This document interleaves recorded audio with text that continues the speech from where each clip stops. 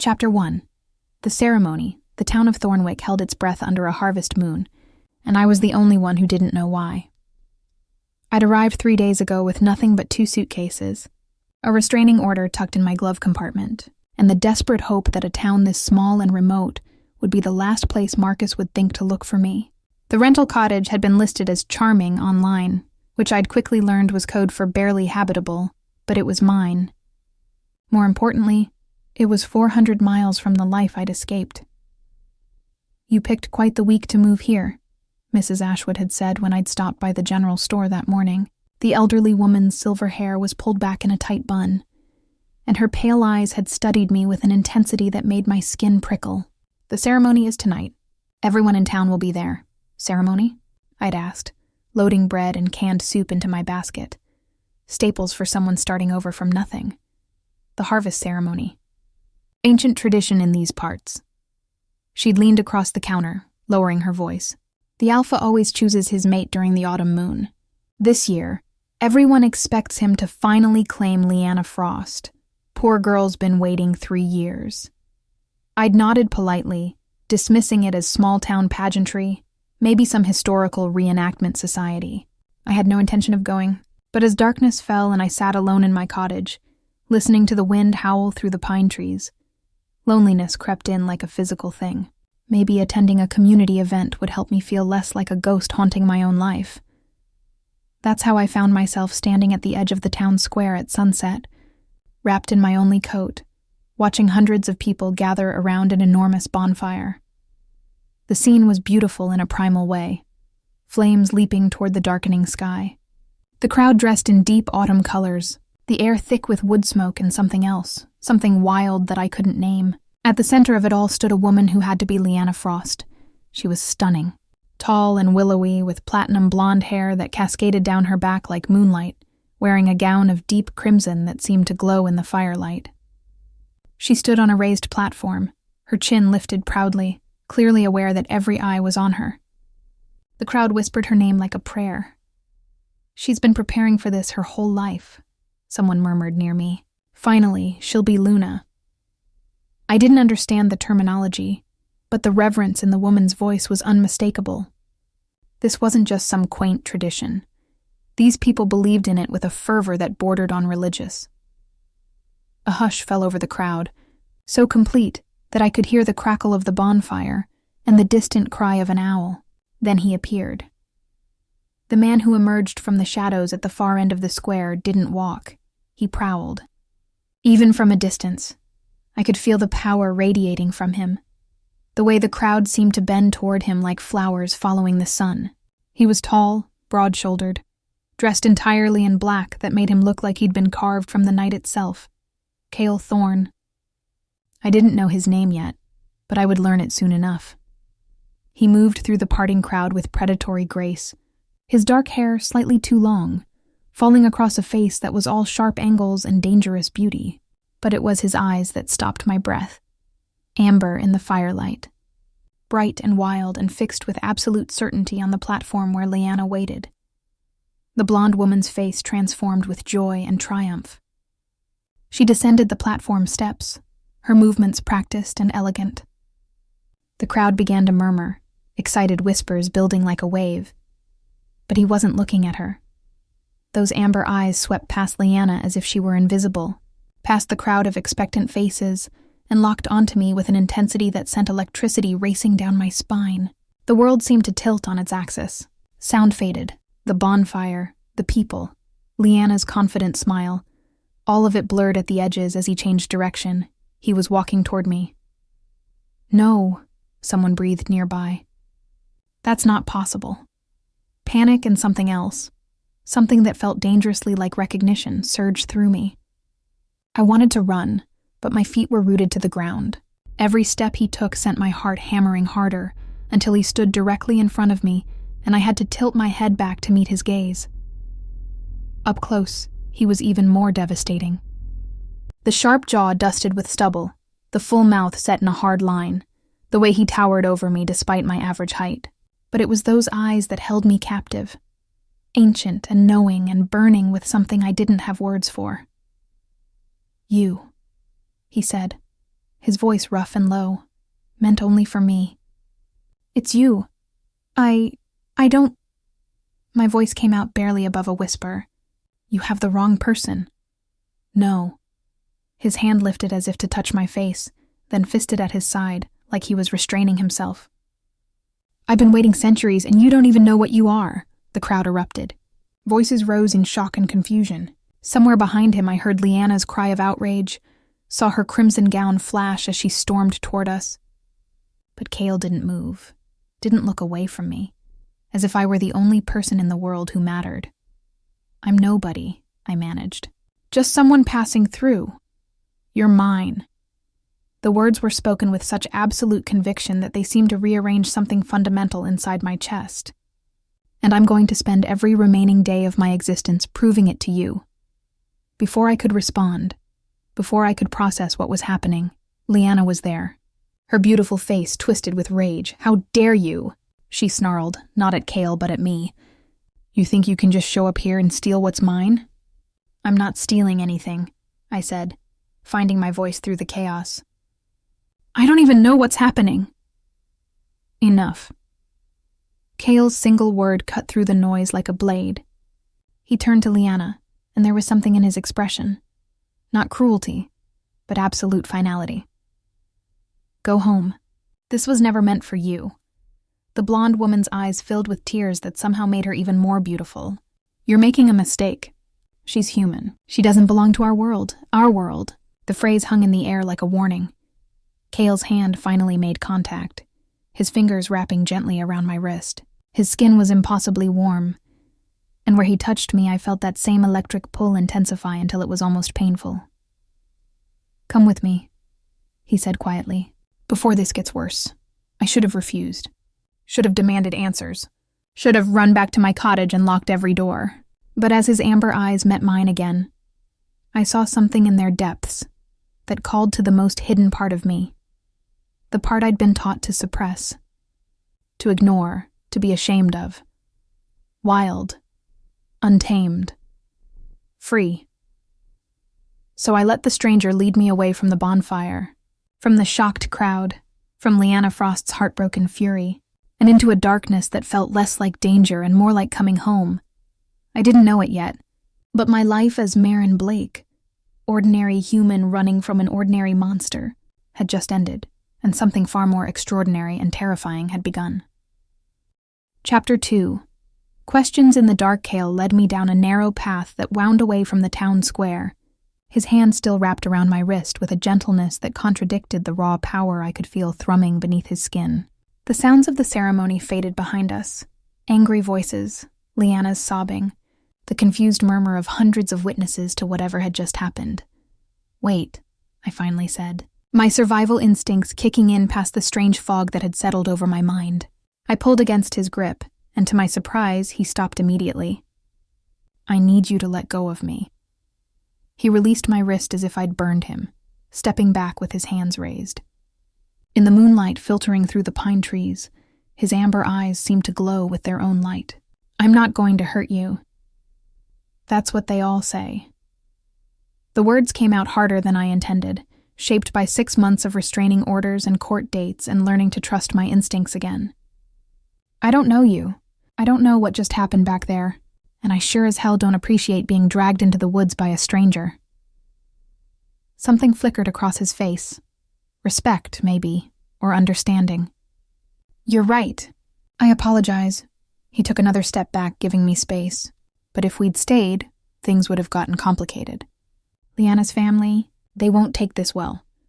Take what well? You walking away from some town tradition? I wrapped my arms around myself, suddenly aware of how dark and isolated it was out here. "Look, I'm sorry if I somehow disrupted your ceremony, but I didn't ask for any of this. I just moved here. I don't even know what a Luna is." "Luna means—" He stopped himself, running a hand through his dark hair in a gesture that seemed uncharacteristically uncertain for someone who moved with such confidence. "It's complicated. Then uncomplicate it." I held my ground, even though every instinct was telling me to run. But running was what I'd been doing for months, and I was tired of it. "Who are you?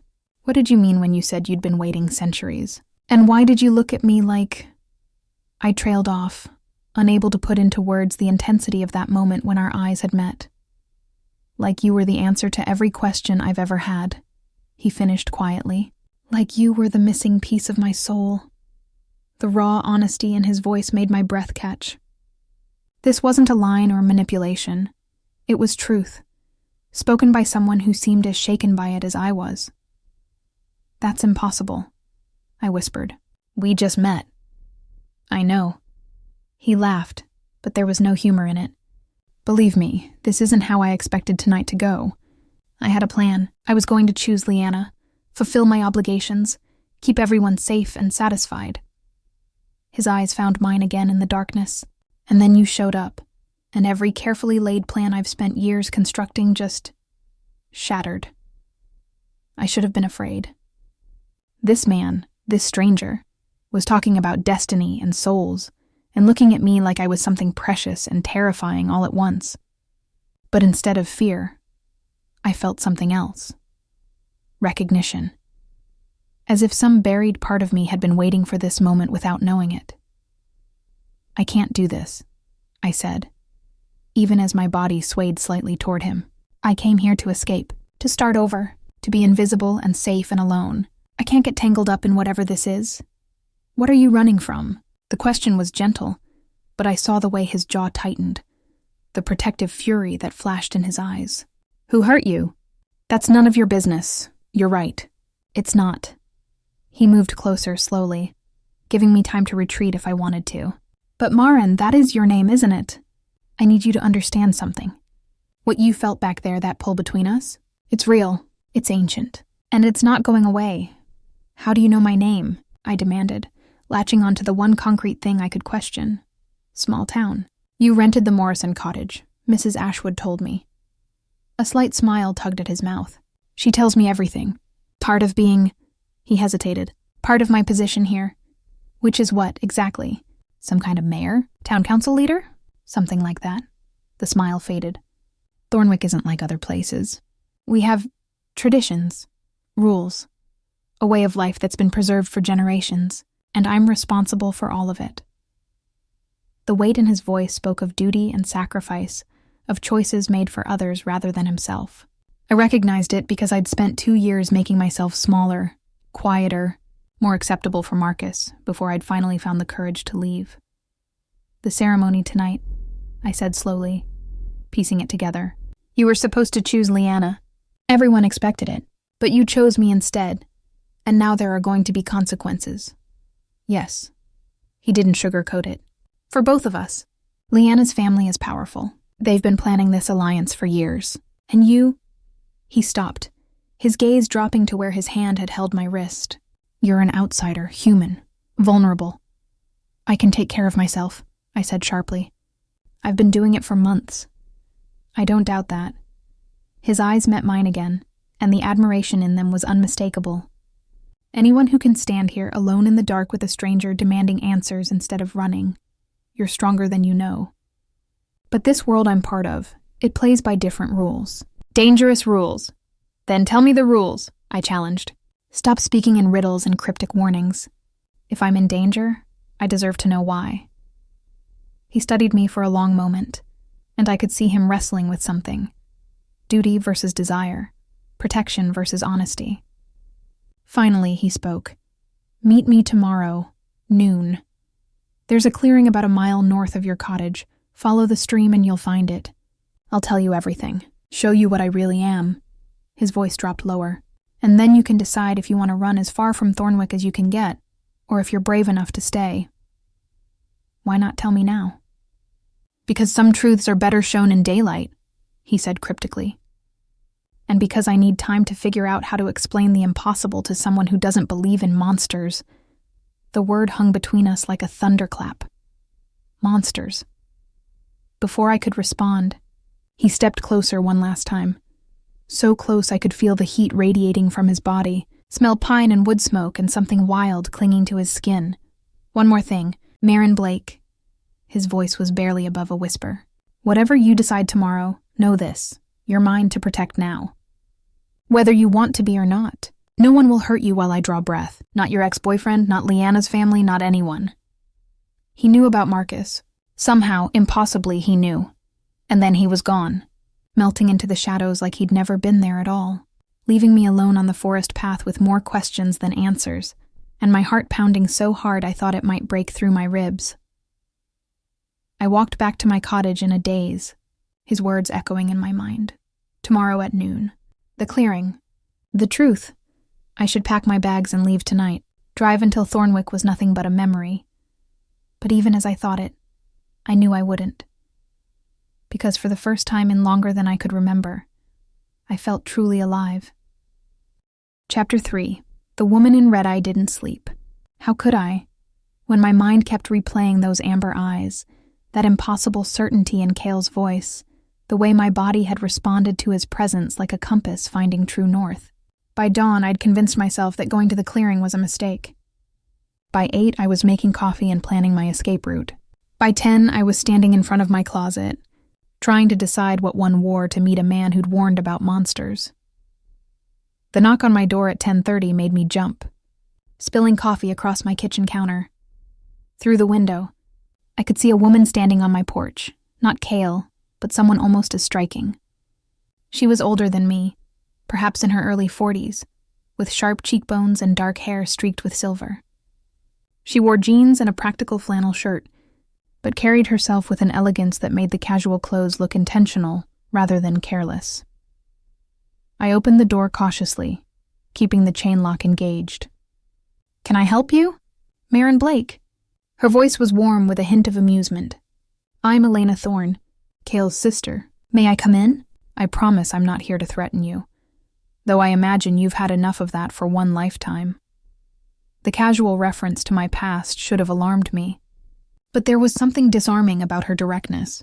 Against my better judgment, I unlatched the chain and stepped aside. Elena moved into my small cottage with an assessing gaze that took in the half-unpacked boxes, the sparse furniture, the deliberate lack of personal items. "Starting over is hard," she said simply, "especially when you're running from someone who made you believe you deserved less than everything." My throat tightened. "Did Kael tell you—" "My brother didn't have to tell me anything." "I recognize that look in your eyes. I wore it myself once." She settled into one of my mismatched chairs with fluid grace. "Before I came to Thornwick, before I understood what I was capable of." "What you were capable of," I repeated slowly, sitting across from her. "Everyone in this town speaks in riddles." "Not riddles. Caution." Elena's dark eyes, so different from Kael's amber ones, studied me with an intensity that was almost uncomfortable. "You're going to meet my brother at noon. He's going to tell you things that will sound impossible, and you're going to have to decide whether to believe him or run." "Why are you here? To convince me to run?" "No." A slight smile touched her lips. "To convince you to stay, or at least to give Kael a real chance before you make up your mind." She leaned forward, her expression growing serious. "What happened last night at the ceremony? That wasn't supposed to happen. Kael has spent years preparing to choose Leanna. It would have been a political alliance, loveless but stable, safe. Then why didn't he?" I asked, needing to understand. "Why me?" "Because you're his mate." Elena said it as if it were the most natural thing in the world. His true mate. The one person in all the world who's meant for him. And when a wolf finds his mate, nothing else matters. Not duty, not politics, not years of careful planning. The word registered like a physical blow. Wolf. Elena watched the realization dawn on my face with something like sympathy. He didn't tell you that part yet?" "Wolf," I whispered. "You're saying he's a—" "That's not possible. Werewolves aren't real. Neither are restraining orders that actually keep dangerous men away. But you believed in those," Elena said gently. "The world is stranger and more dangerous than most humans know, Maren. But it's also more magical.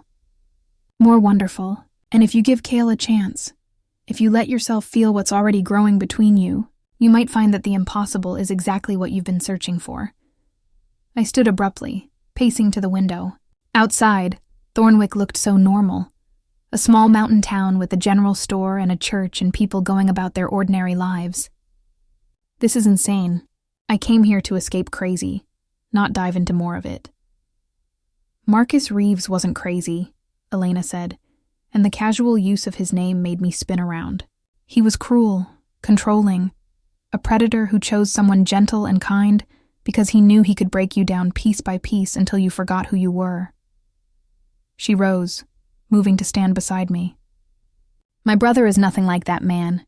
Kael would sooner tear out his own heart than hurt you. But I won't lie, his world is dangerous. There are things in the shadows that most humans never see. And now that you're connected to him, you're part of that world whether you want to be or not. Connected, I said flatly. Because of some mystical mate bond I didn't ask for? No, because when you looked at him last night, you felt it too. That recognition, that sense of coming home. Elena's voice softened. I saw it on your face, Maren. Everyone there saw it. That's why Leanna's family is so furious, because it's undeniable. The bond chose you. I wanted to argue, but the words died in my throat. Because she was right. I had felt it. Was still feeling it, even now. A pull toward the forest. Toward the clearing where Kael would be waiting. What happens if I run? I asked quietly. If I pack my car and leave right now? Elena was silent for a moment. Honestly, I don't know. The mate bond is rare, precious. Most wolves live their entire lives without finding theirs. But once it's awakened, she shook her head, it would hurt you both. Like losing a part of yourself you didn't know existed until it was gone. And Kael, he's already lost so much. His parents, his childhood, his freedom to choose his own path. I'm not sure he could survive losing you too. The weight of that responsibility settled over me like a physical thing. I hadn't asked for this. Hadn't wanted to be someone's salvation or missing piece. I'd come to Thornwick to be alone, to heal, to figure out who Maren Blake was when she wasn't terrified or controlled or broken. But maybe that was exactly what I could be with Kael, myself. Fully and completely, with someone who saw me as precious rather than something to be diminished. He's going to show me, I said, what he really is, in the clearing. Yes. Elena moved toward the door, then paused. Fair warning, seeing a shift for the first time can be overwhelming. But don't let fear make your choice for you. You've been afraid for too long already. She opened the door, then looked back with a small smile. And Maren, welcome to the pack. Whether you know it yet or not, you're already family. She left, and I stood in the silence of my cottage, watching the clock tick toward noon. Wolves. Mates. Impossible bonds in ancient magic. I should have been calling a moving company. Instead, I found myself grabbing my jacket and heading toward the stream, following its babbling path north through the forest, toward a clearing where a man who claimed I was his would prove that monsters were real. And somehow, impossibly, I wasn't running away. I was running toward. Chapter 4. The truth in silver and gold. The clearing was more beautiful than I'd imagined. A perfect circle of grass surrounded by ancient pines, with sunlight streaming through the canopy in golden columns. Wildflowers dotted the edges in late autumn blooms, and the stream I'd followed created a gentle soundtrack of rushing water. Kael stood in the center, his back to me, hands shoved deep in his pockets. He wore a simple black t-shirt and jeans, but even in casual clothes, he radiated that same primal energy that had stopped my breath at the ceremony. You came, he said without turning around, and I wondered how he'd known I was there. Some supernatural sense, probably. I wasn't sure you would. Your sister visited me this morning. I stepped into the clearing, maintaining distance. She told me things. About mates, about wolves. He turned then, and the vulnerability in his expression caught me off guard. This powerful man who'd walked through a crowd like he owned the earth looked almost afraid. Elena has never been good at patience, he said with a slight smile that didn't reach his eyes. I wanted to show you first. Let you see before the explanations complicated everything. I'm here now, I said, my heart hammering. So show me. Kael studied me for a long moment, and I could see the war happening behind his amber eyes, the need to reveal himself warring with the fear of how I'd react. Finally, he nodded. Before I do this, I need you to promise me something. He took a step closer, and I forced myself not to retreat. Promise that no matter what you see, you'll let me explain before you run. That you'll give me 5 minutes to make you understand that I'm still the same person who stood with you in the dark last night. Still the man who would die before letting anyone hurt you." The intensity in his voice made my throat tight. "I promise. Thank you." He pulled off his shirt in one fluid motion, and despite everything, my breath caught at the sight of him. All carved muscle and bronze skin marked with scars that spoke of a violent history. "This is going to seem impossible.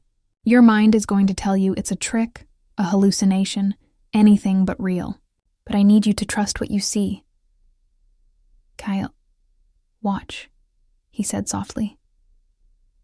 What happened next shattered every law of physics and biology I'd ever learned. His body began to change.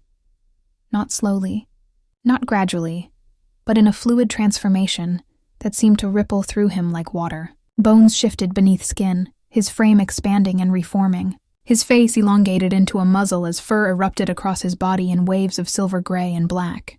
Within seconds, the man was gone, and in his place stood a wolf. But calling him just a wolf was like calling the ocean just water. He was massive, easily the size of a small horse, with fur that seemed to shimmer between silver and shadow, depending on how the light caught it. His eyes, though, remained the same. Those unmistakable amber eyes that had haunted my dreams, now looking at me from an impossibly beautiful wolf's face. I should have screamed. Should have run. Should have done anything except what I actually did, which was drop to my knees in the grass, my legs no longer able to support me, as my entire understanding of reality rewrote itself. The wolf, Kael, moved toward me slowly, every step deliberate and careful, as if approaching something precious and fragile. He stopped just a few feet away, lowering his massive head until those amber eyes were level with mine. "This is impossible," I whispered, even as I stared at living proof that impossible was just another word for things I didn't understand yet. The wolf made a sound. Not quite a whine, but something softer, almost questioning. Then, impossibly, I heard his voice in my mind. Not words exactly, but feelings, intentions. "Don't be afraid. Still me. Always me. I can hear you," I breathed. In my head. The bond. The feeling came through with certainty, warmth, and something that felt like wonder. "You're my mate. My soul recognizes yours. We're connected now." Slowly, giving me every opportunity to pull away, the wolf moved closer.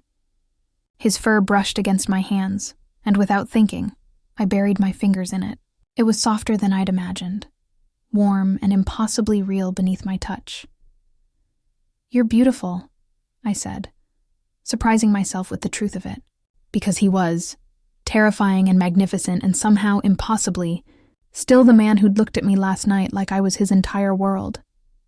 The wolf, Kael, pressed his massive head against my chest, right over my racing heart, and I felt that pull between us intensify until it was almost painful. My arms came around his neck without conscious thought, and I held him, this impossible creature, while tears I didn't understand streamed down my face. "Don't cry," his presence whispered in my mind. "Please, I can't bear it when you cry." "I'm not sad," I managed through my tears. "I'm just overwhelmed, terrified, and somehow, still not running." The wolf pulled back, and I watched as he shifted again. Bones and muscle and fur flowing back into human form, until Kael knelt before me in the grass. Breathing hard, his skin sheened with sweat from the transformation. "That's what I am," he said roughly, reaching for his discarded shirt. "What we all are in Thornwick." The ceremony last night wasn't just tradition, it was a rite. When an alpha finds his mate, the pack recognizes it, celebrates it, except I wasn't supposed to find you. He pulled the shirt over his head, his eyes never leaving mine. "I was supposed to choose duty over destiny, politics over passion, and then you walked into that crowd, and my wolf knew you before my human mind could even process what was happening." I sat back on my heels, trying to make sense of too much information at once. Elena said most wolves never find their mates. Most don't. Some spend centuries searching. His hand lifted toward my face, then dropped. I'd stopped looking, stopped hoping, accepted that I'd lead alone. take a chosen mate for political reasons, and bury the part of me that wanted more. His voice dropped to barely above a whisper, and then you appeared, and everything I thought I knew about my life just ended. What does it mean? I asked. This mate bond. What are you asking of me? Everything. The word was raw, honest. Your trust, your heart, your life intertwined with mine. To stand beside me as Luna, to be part of a world that most humans never see, to accept danger and magic and a love so consuming it terrifies me. He finally let himself touch me, his fingers gentle against my jaw. But I'm also offering you everything in return. My protection, my loyalty, my devotion. Every breath I take from now until my last will be yours. The enormity of it should have sent me running. Instead, I found myself leaning into his touch, my body making choices my mind was still trying to catch up to. I don't know how to be someone's everything, I admitted. Marcus spent 2 years convincing me I was barely enough to be anything. Marcus was a fool and a coward, who saw light and tried to extinguish it because his own darkness was unbearable. Kael's voice was fierce. You're not barely enough, Maren. You're everything. My wolf knew it the moment it scented you. My soul knew it when our eyes met, and my human heart is learning it with every second I spend in your presence. This is crazy, I whispered. Yes, he agreed. Completely insane, impossible, terrifying. I should run. Probably, but I'm not going to. His smile was brilliant and devastating. No? No, I said, making the choice even as fear and wonder warred in my chest. Because for the first time in my life, I want to be brave enough to reach for something extraordinary, even if it scares me. Even if I don't understand it yet. Kael pulled me into his arms, and I went willingly, letting myself be held by a man who was also a wolf, who claimed I was his mate, who looked at me like I was worth fighting for. We'll take it slow, he promised against my hair. Whatever pace you need. I'm not going anywhere. But even as he said it, I heard the distant howl echo through the forest, a sound of warning, of challenge, of something coming, and Kael's body went rigid against mine. Chapter 5. Blood and Territory. Get behind me. Kael's voice had changed, deeper, rougher, his wolf closer to the surface. He moved me behind him in one fluid motion, his body a wall between me and whatever was coming through the trees. What is it? I asked, my heart hammering against my ribs. Lyanna's brothers. 3 of them by the sound of it. He didn't look back at me, his attention fixed on the tree line. They're not happy about last night. Before I could respond, 3 wolves emerged from the forest, smaller than Kael had been, but still massive, their fur ranging from pure white to mottled gray. They moved with coordinated precision, spreading out to form a semicircle around the clearing. The threat in their posture was unmistakable. Kael Thorn. The voice came from the largest of the 3 wolves as he shifted, a man in his 30s with platinum blonde hair like his sister's and cold blue eyes. He pulled on the clothes he must have carried in his mouth. We need to talk about your insult to our family. There was no insult, Damien, Kael said evenly. I followed my wolf's instinct. Something your family should understand. Your wolf's instinct to humiliate my sister in front of the entire pack? Damien's voice dripped venom.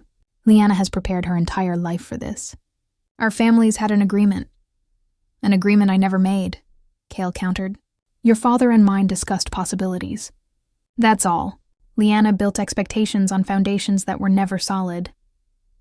The other 2 wolves shifted as well. Younger men, clearly brothers, flanking Damien with matching expressions of anger. One of them, the one with a scar across his jaw, fixed his gaze on me with such hostility that I instinctively stepped closer to Kael. And for what? The scarred one spat. For some human? She doesn't even know our world. Can't give you strong heirs. Can't protect the territory. She's weak. Careful, Marcus. Kael's voice dropped to a growl that vibrated through his chest. That's my mate you're insulting. She's not marked, Damien observed, his eyes narrowing as he studied my neck. The bond isn't sealed. You could still walk away from this mistake. Choose Lyanna as you should have. No one would question it. She's unmated, you're unmated. The bond with the human is just an attraction, not fate. You know that's a lie, Kael said softly, dangerously. Every wolf in that square felt it when we locked eyes. The bond isn't just real, it's absolute. Walking away would kill us both. Better one weak human than the entire pack's stability, the third brother said. He was younger, maybe mid-20s, but his eyes held the same cold calculation as Damien's. The council is divided. Half of them think you've lost your mind. The other half is too afraid to say it to your face. Then perhaps the council needs reminding of why I'm alpha, Kael said, his tone sharpening. I didn't inherit this position, gentlemen. I earned it. In blood. In combat. In every challenge that's been thrown at me since I was 18 years old. If anyone wants to question my choices, they're welcome to do so formally. The air crackled with tension. I could see muscles bunching beneath skin, the three brothers on the edge of shifting, ready to attack. My rational mind screamed that I should run, but something deeper, that bond Kael kept talking about, kept me rooted to the spot. Violence won't solve this, I said, my voice steadier than I felt. If you hurt him, you'll have to go through me. All four men turned to stare at me like I'd just sprouted wings. Did the human just threaten us? Marcus, the scarred one, laughed, but there was no humor in it. This is exactly what we're talking about. She doesn't understand pack law, hierarchy, power. She's going to get you killed, Thorn. She's brave, Kael said quietly, and I could hear the pride in his voice. Braver than any of you, standing here weaponless against 3 wolves while defending someone she barely knows. That's what a true Luna looks like. A Luna who can't even shift? Damien shook his head. You're blinded by the bond. Once it fades, once the initial attraction wears off, you'll see what we see, a liability. The bond doesn't fade, Kael snapped. You know that. True mate bonds last lifetimes. Longer. If she survives that long, the youngest brother said, and the threat in his words was crystal clear. Kael moved so fast I barely saw it. One moment he was beside me. The next he had the youngest Frost brother by the throat, lifted off the ground. Touch her, threaten her, even think too hard in her direction, and I will rip your pack apart piece by piece. Is that understood? Kael, I said urgently, touching his arm. The skin beneath my fingers was burning hot, his wolf pushing to the surface. Don't. This is what they want, for you to lose control. He held the younger man for a heartbeat longer, then dropped him. The Frost brother stumbled back, coughing, his face flushed with rage and humiliation. Maren's right, Damien said coolly. We came to talk, not fight, though I'm glad to see the human has at least some sense, even if you've lost yours. He straightened his shoulders. Here's what's going to happen, Alpha. You have until the next full moon, 2 weeks, to make a choice. Seal the bond with the human and face the consequences, or break it and choose Lyanna. Give us that, and we'll keep our family from formally challenging your leadership. And if I refuse your timeline? Kael asked, though we both knew the answer. Then we'll have no choice but to petition the council for a vote of no confidence. And if that fails, Damien smiled cold and sharp. Well, there are other ways to handle a weak alpha. The threat of a challenge hung in the air like smoke. I didn't fully understand pack politics, but I understood what they were offering. My life and our bond in exchange for Kael's position. Possibly his life. 2 weeks, Kael said finally. But understand this, my choice is already made. Maren is my mate, my Luna, and nothing you threaten or offer will change that. So take your ultimatum back to your father and tell him that the age of arranged alliances died with the old alpha. I lead this pack my way. Damien's expression darkened. You're making a mistake. No, Kael said, reaching back to take my hand, weaving our fingers together. I'm finally doing something right. The 3 Frost brothers shifted back into wolves, their forms rippling and reforming with practiced ease.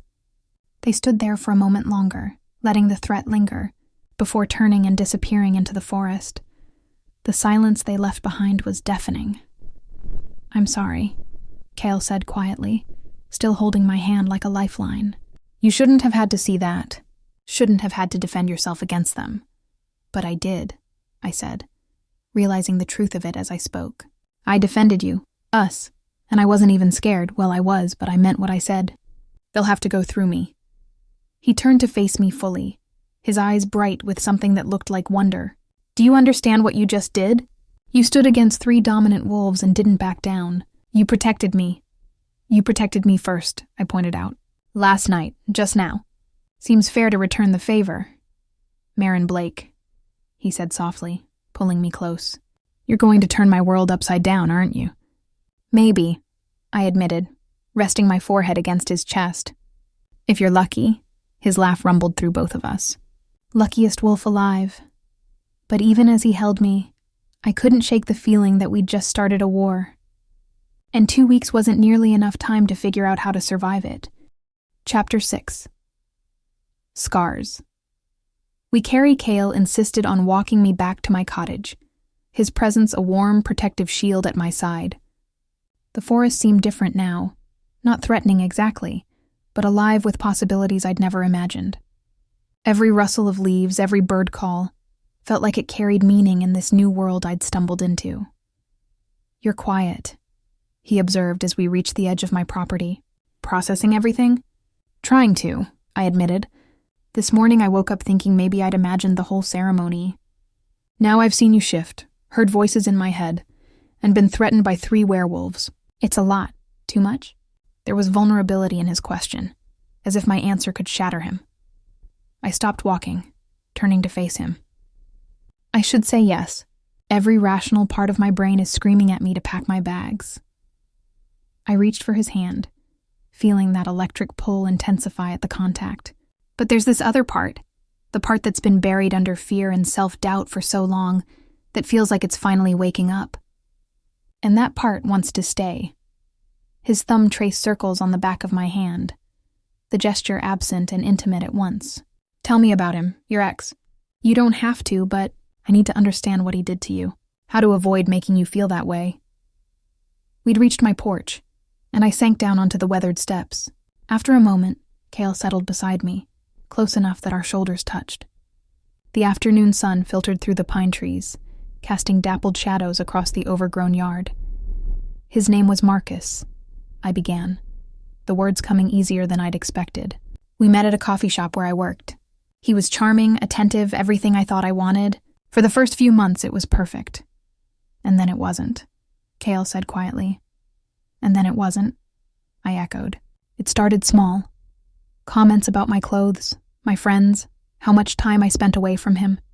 He'd frame it as concern, as love. I just worry about you, he'd say. I just want to take care of you. I wrapped my arms around myself, the memories sharp despite the distance.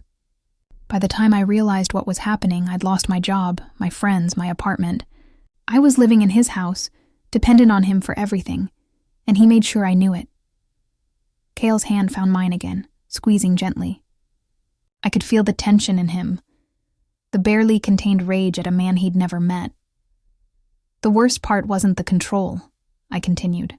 It was how he made me believe I deserved it, that I was difficult, demanding, too sensitive, that no one else would ever put up with me. My voice cracked. It took my sister threatening to call the police before I finally understood that what he was doing wasn't love. It was possession.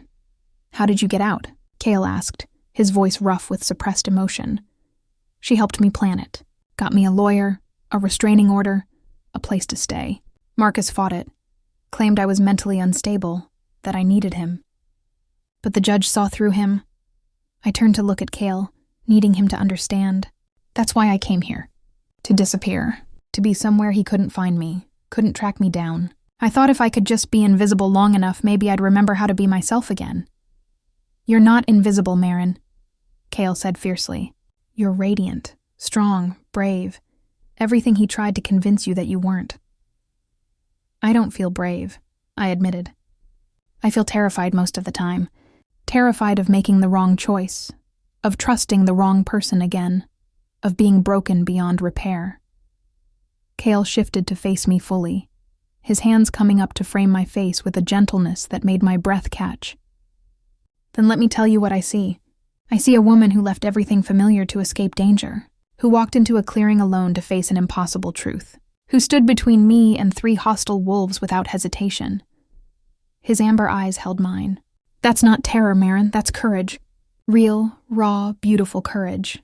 Tears blurred my vision. What if I can't be what you need? What if I'm too damaged, Stop. His thumb brushed away a tear that had escaped. You're not damaged. You survived something that would have broken most people. That strength is exactly what makes you perfect. He leaned his forehead against mine. And I'm not perfect either. I've made choices I regret, hurt people I cared about, failed in ways that still keep me up at night. Like what? I asked softly, wanting to understand him as fully as he seemed to understand me. He pulled back slightly, his expression distant. My parents died when I was 18. A rogue pack attacked during a territorial dispute. I was away at college, human college, trying to live a normal life for a while, when it happened. By the time I got back, they were gone, and the pack was in chaos. Kael, I breathed, my heart aching for him.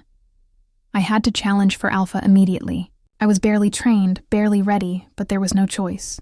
The pack needed strength, needed stability. His jaw clenched. I won the challenge, but people died in the aftermath. Good people who were caught in the power struggle. Elena almost died protecting me during one of the fights. I took his hand, reversing the comfort. That wasn't your fault, wasn't it? If I'd been here instead of pretending to be human, if I'd been stronger, faster, better, you would still be carrying guilt because that's what good people do, I interrupted. They take responsibility even for things beyond their control. But Kael, you were 18. You just lost your parents. The fact that you stepped up at all, that you fought for your pack, that you've kept them safe for... How long has it been? 7 years, he said quietly. 7 years of leadership, of protection, of putting everyone else first. I squeezed his hand. When do you get to put yourself first? When do you get to choose what you want instead of what's expected? Right now, he said, his eyes finding mine again. By choosing you, by refusing to let duty dictate my heart. A smile tugged at his lips, even if it means facing down angry brothers and political upheaval. About that, I said, worry creeping back in. What happens in 2 weeks? At the full moon? Traditionally, that's when mate bonds are sealed. It's a ceremony where the pack witnesses the marking. I would bite you here. His fingers ghosted over the side of my neck, sending shivers down my spine. And the bond would become permanent, visible to all wolves. You'd be recognized as Luna, my equal in all things. And if we don't do it, his expression darkened. Then Damien and his family will push for a formal challenge. Another wolf can challenge my right to lead, and we'd fight for dominance. Winner takes the pack. He met my eyes. But understand this, I'm not going to choose Leanna regardless of the consequences. That door closed the moment I saw you. If I have to fight to keep both you and my pack, I will. I don't want you to have to choose, I said. Between your pack and me, that's not fair to anyone. Life rarely is, he said with a wry smile. But this, what we have, it's worth fighting for, Maren. Worth any price. I wanted to argue, to protest that I wasn't worth a war, but the conviction in his voice stopped me, because maybe that was the real difference between Kael and Marcus. Marcus had made me feel like I owed him everything for tolerating me. Kael made me feel like I was worth fighting the world for. 2 weeks, I said finally. We have 2 weeks to figure this out, to prepare, to make sure when that full moon comes, we're ready for whatever happens. Together, Kael confirmed. Together, I agreed. And as the sun began to set over Thornwick, painting the sky in shades of amber that matched his eyes, I let myself hope that maybe, just maybe, I'd finally found a place worth staying for. Chapter 7. Breaking dawn Maren woke to golden sunlight streaming through unfamiliar windows and the warmth of Kael's arm draped across her waist. For a disorienting moment, she forgot where she was. Forgot everything except the steady rise and fall of his breathing against her back.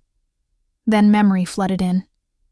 The cabin, the confession, the scars they'd laid bare between them like offerings on an altar. She'd fallen asleep in his arms on the couch, talking until exhaustion claimed them both. Sometime in the night, he must have carried her to his bed. The thought made her chest tight with something she wasn't ready to name. Carefully, she extracted herself from his embrace and padded to the window. The forest stretched endlessly before her, morning mist clinging to the trees like secrets. 3 days until the full moon. 3 days until everything changed, or ended. The floorboards creaked behind her. She turned to find Kael propped on one elbow, his dark hair mussed with sleep, watching her with an intensity that stole her breath. "You're thinking too loud," he said, voice rough with sleep. "I can practically hear the wheels turning. She hugged herself, suddenly aware she was wearing only her camisole and leggings. Trying to figure out what comes next. He sat up, the sheet pooling at his waist, and she forced herself not to stare at the way dawn light carved shadows across his chest. "Come here." It wasn't a command, Kael never commanded her, but an invitation. She crossed the room and settled beside him, letting him pull her back against his chest. His warmth seeped into her bones, chasing away the morning chill and the lingering tendrils of doubt. "What comes next?" he murmured against her hair. "Is breakfast. Then I need to show you something. Something mysterious and cryptic." She felt his smile against her temple. Something important. An hour later, after coffee and eggs that Kael cooked with surprising competence, they hiked deeper into the forest. He moved through the trees with unconscious grace, occasionally glancing back to make sure she was keeping up. The morning air was crisp, carrying the scent of pine and earth and something wild she was beginning to associate with him. "Where are we going?"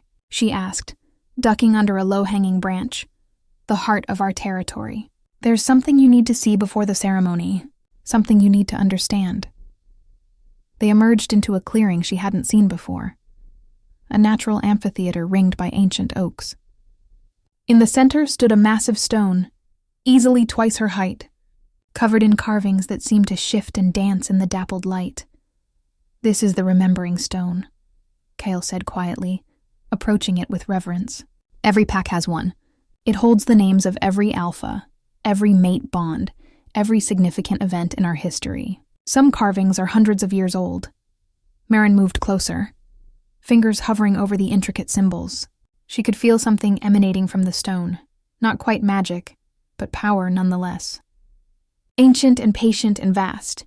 This is where we'll complete the bond," Kael continued, watching her reaction carefully. "Under the full moon in front of the pack. The stone witnesses and remembers. And if we don't?" The question escaped before she could stop it.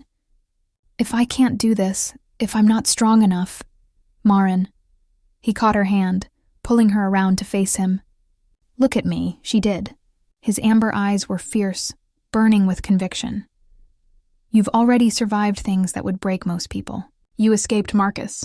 You built a new life from nothing. You faced down a wolf in your bookstore and didn't run." His thumb traced circles on her palm. "You're stronger than you know. Stronger than I have any right to ask for in a mate. But what if your pack doesn't accept me? What if they think you're making a mistake? Then they'll learn to live with it." A edge of steel entered his voice. "Because you're mine, Maren. Not in the way Marcus tried to own you. You're mine because I'm yours. Because we chose each other." The conviction in his words made her throat tight. She wanted to believe him. Wanted to believe this could work. That she could have this impossible thing. "Show me the rest," she whispered. "Show me everything I need to know." They spent the morning in the clearing while Kael explained the ceremony in detail. How the full moon would amplify their connection. How the marking would sear his claim into her skin, permanent and visible proof of their bond. How she would be able to sense him, feel his emotions, know if he was in danger. "It goes both ways," he assured her when she looked uncertain. "I'll feel you too. Your joy, your fear, your pain. We'll be connected in ways that go beyond words." "That's terrifying," she admitted. "I know." His hand found hers, fingers threading through hers with easy familiarity. "But it's also beautiful. You'll never be alone again, Maren. Never have to carry your burdens by yourself." They were still talking when Finn appeared at the tree line, his expression grim. "Kael." The single word carried warning. Kael was on his feet instantly, moving to intercept his beta before Finn could reach Maren. Their voices were too low for her to hear. But she watched Kael's shoulders tense, saw the way his hands clenched into fists. When he turned back to her, his face was carefully blank, but she could see the storm brewing in his eyes. "What is it?" she asked, already knowing she wouldn't like the answer. "There's someone at the border." His jaw worked, like he was forcing the words out. "A human. He's asking about you." Her blood turned to ice. "Marcus. We don't know that yet. It's him." She was already moving, instinct overriding reason. "He found me. I have to go. I have to leave before—" Kael caught her arm, gentle but immovable. "You're not going anywhere. You don't understand." "I understand perfectly." His voice was calm, but underneath she heard the growl. "He's a threat, and I protect what's mine. Kael, he's dangerous. So am I." The words were soft, almost tender. But his eyes had gone amber bright, more wolf than man, and unlike you, he doesn't have a pack at his back. Finn stepped closer, his usual easy demeanor replaced by something harder. "What are your orders, Alpha?" Kael looked at Maren, at the fear and defiance warring in her expression. Then he turned to his beta, "Bring him to the main house. I want to have a conversation with this man who thinks he has a claim on my mate." The possessiveness in his voice should have frightened her, should have reminded her of Marcus's jealous rages. Instead, she felt something else entirely, a fierce, wild hope that maybe, just maybe, she didn't have to run anymore. "Together," she said firmly, stepping up beside him. "If you're facing him, I'm there too." Kael studied her for a long moment, then nodded slowly. "Together." As they followed Finn back through the forest, Maren felt the weight of the approaching storm. The full moon was 3 days away. Marcus was here, and somewhere between them stood the future she'd barely dared to imagine, if she was brave enough to reach for it. The time for running was over. Now came the fight. Chapter 8. The Reckoning. The main house was larger than Maren expected, a sprawling log structure that somehow managed to feel both rustic and elegant. Pack members moved through the space with quiet efficiency, their conversations falling silent as Kael entered with Maren at his side. She felt their eyes on her, curious, assessing. Some warm, others wary. "They're protective," Kael murmured, as if sensing her discomfort. His hand found the small of her back, a grounding touch. "They need to know you're not a threat. And if they decide I am?" "They won't." The certainty in his voice left no room for argument. "Because I've already decided otherwise." Finn was waiting in what appeared to be Kael's office, a room lined with books and maps, smelling of leather and pine smoke. Through the window, Maren could see a figure standing rigidly between two pack members. Even from behind, she recognized the set of those shoulders, the particular way he held himself like the world owed him deference. Marcus. Her stomach lurched, every instinct screaming at her to run. But Kael's presence beside her was an anchor, steady and unmovable. "He's been polite," Finn said, his tone suggesting the word tasted foul. "Claims he's just worried about his girlfriend who went missing. Says he's been searching for months." "I'm not his girlfriend," Maren said, voice sharper than she intended. "I haven't been for over a year." Kael's hand tightened briefly on her back, support, not restraint. "What does he know?" "Nothing about us," Finn assured him. He tracked her to Pinehaven, started asking around. Someone at the diner mentioned she'd been spending time with that reclusive guy from the woods. He paused. "He doesn't know what we are." "Good." Kael's expression was unreadable, but Maren caught the predatory stillness that had come over him. "Let's keep it that way. Bring him in." "Kael," Maren started, but he turned to her, framing her face with his hands. "You don't have to say anything to him," he said quietly. "You don't owe him explanations or closure or anything else. I just need you to stay calm." "Can you do that?" She wanted to say no. Wanted to tell him that seeing Marcus again made her feel like that scared, broken girl she'd worked so hard to stop being. But she also wanted to prove, to herself more than anyone, that Marcus no longer had power over her. "I can do that," she whispered. He pressed his forehead to hers briefly, a gesture of intimacy that felt more significant than any kiss. "I'm right here. He can't hurt you anymore." When Marcus walked through the door, Maren's first thought was how ordinary he looked, handsome in a conventional way, with carefully styled blonde hair and an expensive jacket. Nothing about him screamed danger. That had always been the problem. Marcus's cruelty was a private thing, hidden behind charm and concerned smiles. His eyes found her immediately, and something in his expression shifted. Relief, anger, possessiveness, all flickering across his face before settling into practiced concern. Maren. Her name sounded wrong in his mouth, too familiar. Thank God. I've been so worried. Mr. Chen, Kael interrupted smoothly, positioning himself slightly in front of Maren, not blocking her, but making his presence unmistakable. I'm Kael Thornwood. This is my home, my territory. I understand you've been looking for Ms. Cross. Marcus's gaze sharpened as he assessed Kael, clearly trying to determine what kind of threat he represented. I'm her boyfriend. She disappeared without a word, and I've been trying to find her. Make sure she's okay. I'm not your girlfriend, Maren said, stepping forward despite Kael's proximity. Her voice was steady. I haven't been for a long time, Marcus. I left because I needed to. And I asked you not to follow me. Baby, whatever I did to upset you, don't. The word cracked like a whip. Don't call me that. Don't pretend this is some misunderstanding. Marcus's jaw tightened, and Maren saw it. The flash of anger he usually kept hidden until they were alone. I just want to talk, alone, without your friend hovering. That's not going to happen, Kael said, his voice dropping into a register that made the hair on Maren's arms stand up. Finn shifted slightly by the door, his casual posture at odds with the sudden tension in the room. This is between me and Maren. Nothing about Maren is between you and anyone. Kael took a step forward, and suddenly he seemed larger, more dangerous. She's made her position clear. You need to respect that and leave. Marcus laughed, but it was an ugly sound. And who are you exactly? Some backwoods nobody who thinks he can— I'm the man she chose, Kael interrupted softly. The one she trusts. The one she feels safe with. Each word was deliberate, pointed. Everything you weren't. The air in the room felt electric, charged with something Maren couldn't name. She could see Marcus processing the implication, saw his hands curl into fists.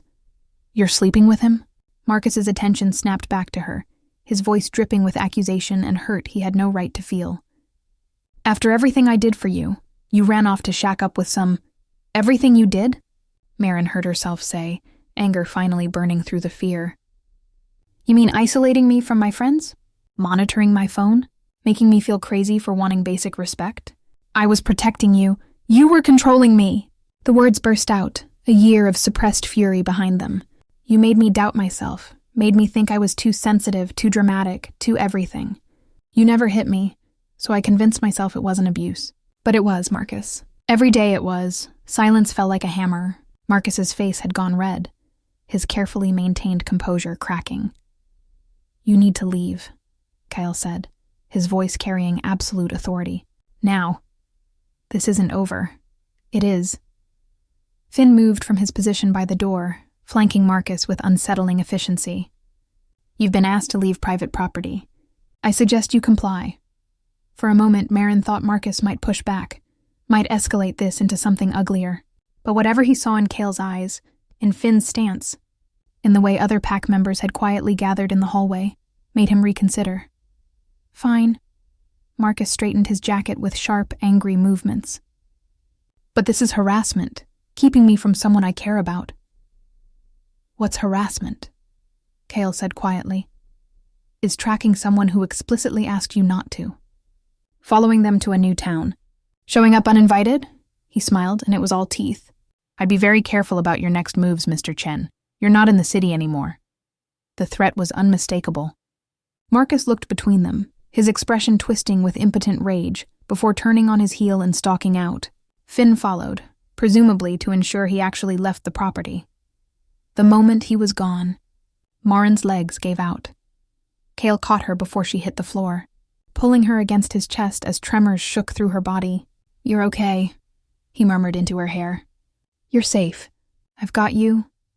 I wasn't scared, she said, even as tears leaked from her eyes. I was so angry. Is that wrong? Should I feel...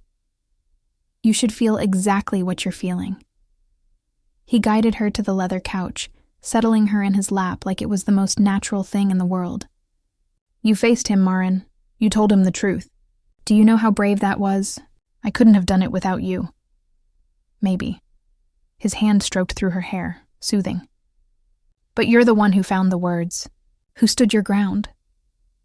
They sat like that for a long time, her heartbeat gradually slowing to match his.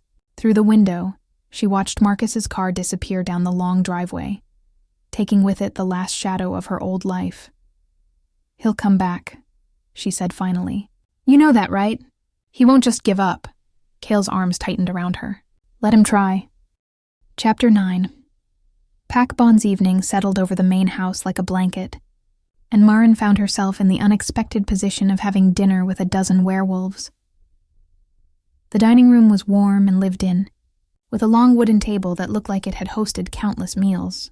Pack members filtered in gradually, their initial wariness toward her softening into cautious curiosity. Kael kept her close, his hand occasionally brushing hers beneath the table, small reassurances that she wasn't alone in this. So, you're the one who's got our alpha all twisted up, said a woman with silver-streaked hair and laugh lines around her eyes. She set a steaming casserole dish on the table with practiced ease. I'm Margaret. I've known this boy since he was in diapers. Margaret, Kael warned, but there was affection in his tone. Oh, hush. She should know what she's getting into. Margaret winked at Maren. He used to cry whenever anyone tried to take his favorite blanket. Quite the dramatic little wolf. Despite everything, Marcus's appearance, the looming ceremony, the weight of impossible choices, Maren felt herself smile. Somehow that doesn't surprise me. Traitor, Kael muttered, but his thumb traced circles on her palm under the table. Finn arrived with a couple close in age to Maren.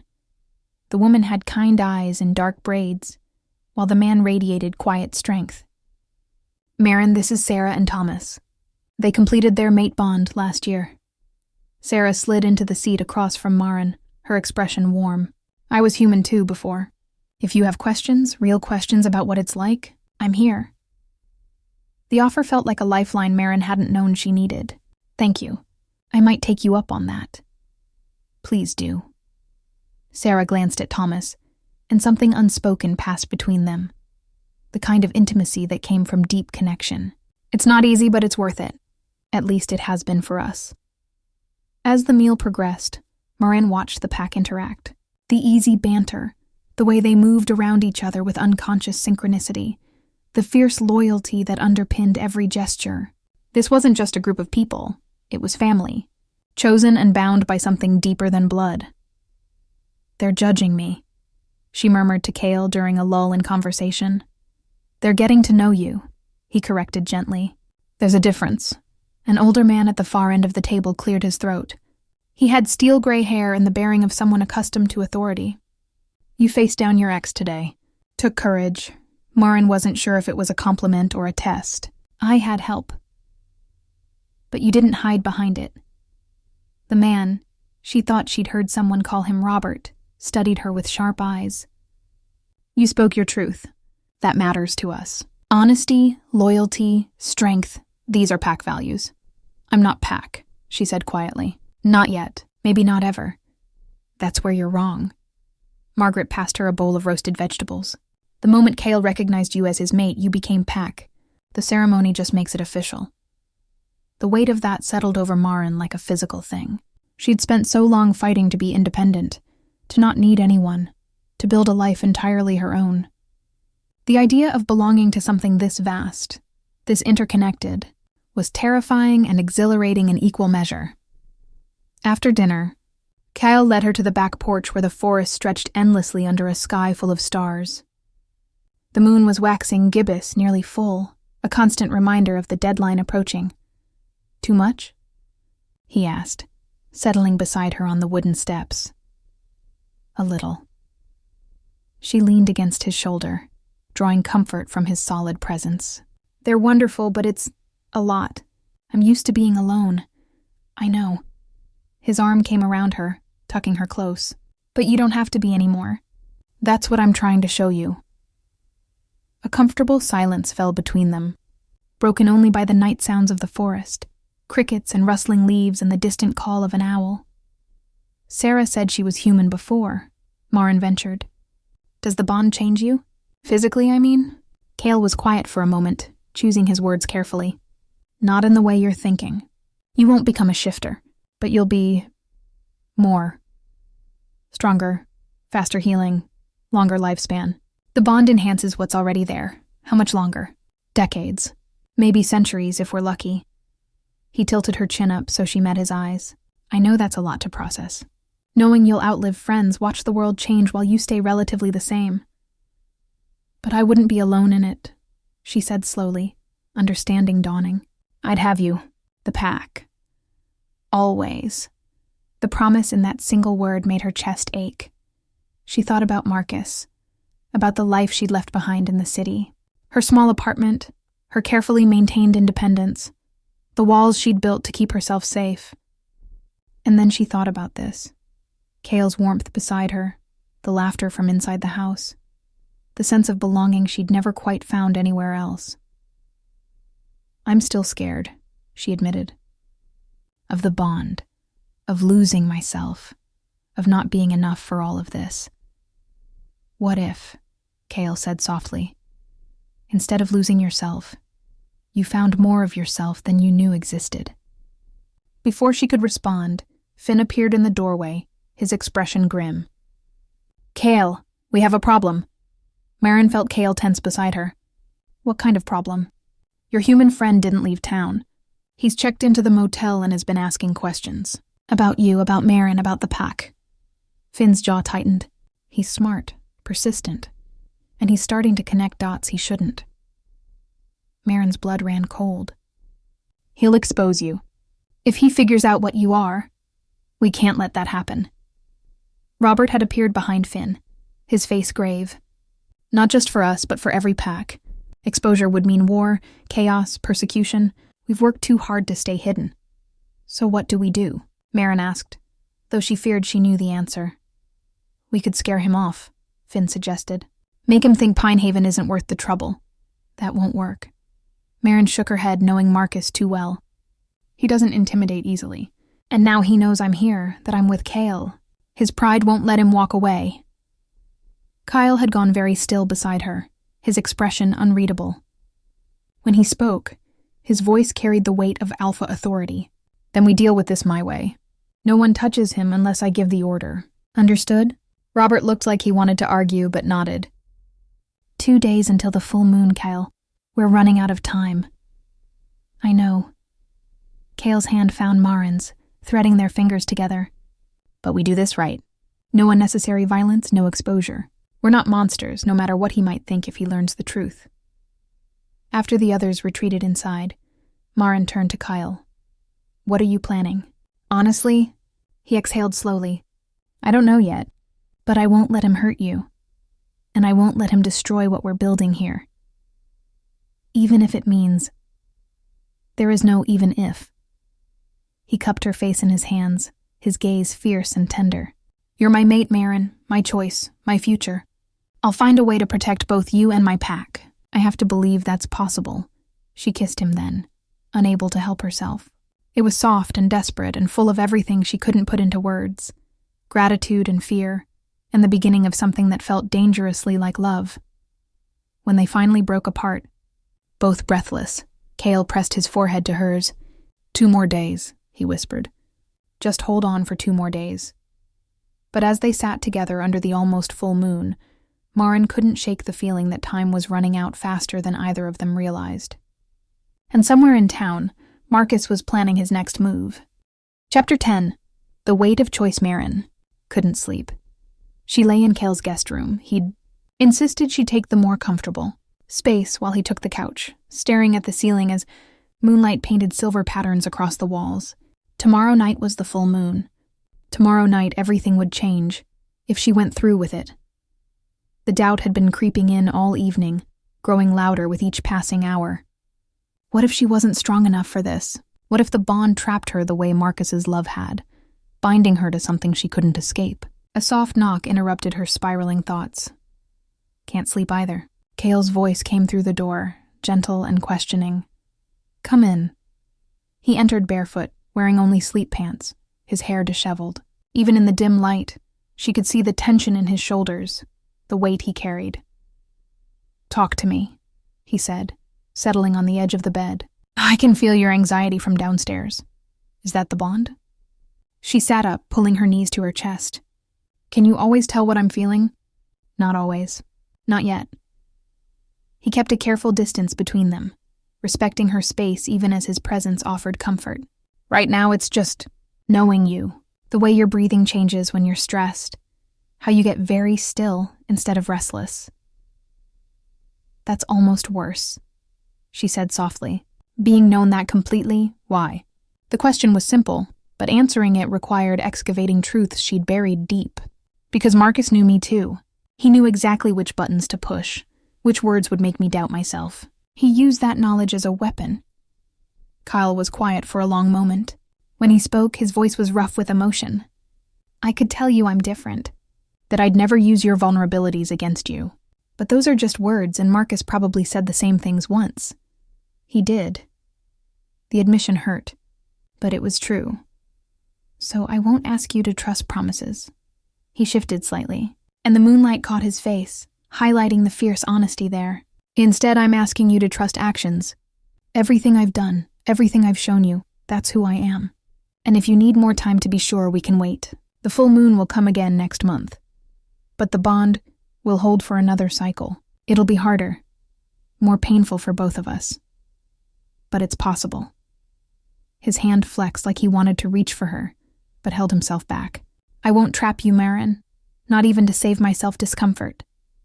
The offer was so unexpected, so contrary to everything she'd feared, that tears pricked her eyes. You'd really wait?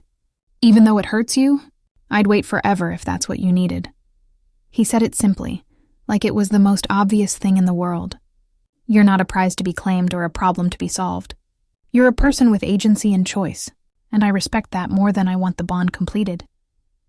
Something in her chest cracked open, a wall she hadn't realized she was still maintaining.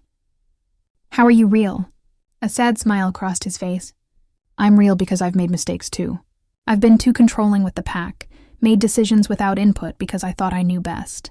Margaret calls me out on it regularly. He rubbed the back of his neck.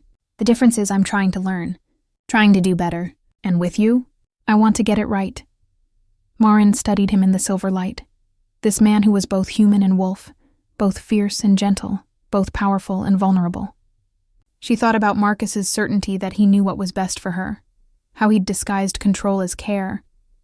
And then she thought about Kael's offer to wait, to let her choose even when it cost him. Tell me about the bond, she said finally. Not the mythology or the ceremony. Tell me what it really means to you. Kael settled more comfortably on the bed, his expression thoughtful. It means I feel complete in a way I never have before, like finding a piece of myself I didn't know was missing. He paused, choosing his words carefully. But it's not about possession. It's about partnership, having someone who sees all of you, the good, the broken, the complicated, and chooses you anyway. That's terrifying. It is, he agreed. Being that vulnerable with another person, knowing they could destroy you with that knowledge. But it's also freeing. No more pretending, no more walls, just truth. Maren wrapped her arms tighter around her knees. What if the truth is I'm not brave enough for this? Then that's the truth we work with. His voice was steady, certain. But I think you're braver than you know. You survived Marcus. You built a new life. You faced him today and didn't break. That takes strength most people never have to find. That was different. That was survival. And this isn't? He finally reached out, his hand hovering near hers. An invitation, not a demand. Choosing to love again after being hurt. Choosing to trust after betrayal. Choosing to be vulnerable when every instinct screams to protect yourself. That's survival too, maybe the hardest kind. She let her hand meet his, their fingers intertwining with familiar ease. The touch sent warmth through her, chasing away some of the cold doubt. I want this, she whispered. I want you, want us, want all of it. But I'm so scared of making another mistake. What if it's not a mistake? His thumb traced patterns on her palm, soothing and intimate. What if it's the first truly right choice you've made in years? Before she could respond, a howl split the night, distant but urgent. Kael's head snapped toward the window, his entire body going rigid. That's the perimeter alarm, he said, already moving toward the door. Something's wrong. Maren followed him into the hallway where Finn was emerging from another room, already pulling on a shirt. East boundary, he reported. Multiple breaches. Rogues? Kael's voice had dropped into Alpha Register, commanding and cold. Don't know yet, but whoever it is, they're not backing down. Through the window, Maren could see pack members pouring from the main house, moving with coordinated purpose toward the tree line. The moonlight painted everything in stark relief, beautiful and terrifying.